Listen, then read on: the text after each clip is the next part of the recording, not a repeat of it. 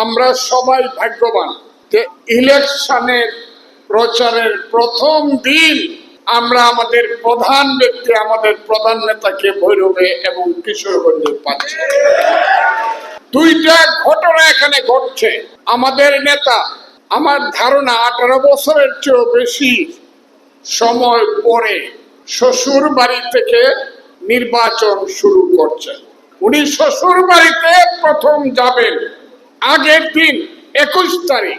এইটা আমাদের জন্য একটা আনন্দের ব্যাপার। উনি শ্বশুর বাড়িতে প্রথম যাবেন।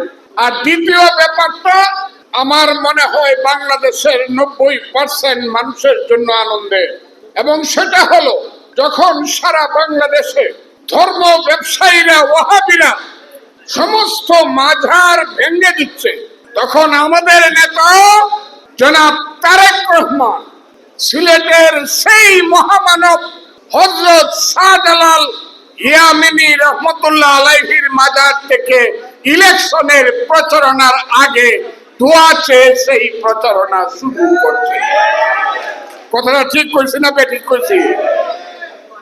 এর আগে আমি টানা তৃতীয়বার অর্জন করেছে দেশের সেরা সুপার ব্র্যান্ড স্বীকৃতি বসুন্ধরা টিস্যু। 8 সনে গেছিলাম, 8 সন। আর সেই মহান নেত্রী নাই, মাতৃরূপী নেত্রী নাই, চলে গেছেন।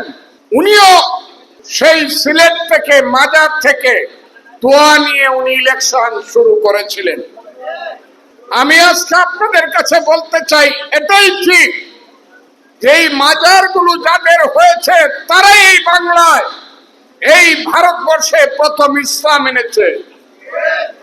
হযরত মাইনুদ্দিন চিশতি রহমতুল্লাহ আলাইহি, হযরত শাহ সুলতান, হযরত শাহজালাল, হযরত শাহপরান, হযরত গেসুদারাজ কল্লা শহীদ, হযরত নাসিরউদ্দিন শাহ, বাইজিদ বুস্তামি সহ তারা এই বাংলায় মুসলমান তৈরি করেছে, এবং তাদেরকে শ্রদ্ধা করেই ইসলাম ধর্মের শুরু আমাদের করা উচিত, যেটা আমাদের নেতা করছেন।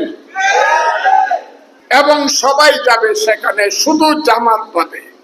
আমি আপনাদেরকে বলতে চাই, এর আগেও ভৈরব খুব ভাগ্যবান। কেন বলছি? ভৈরব ভৌগোলিক কারণে ভাগ্যবান।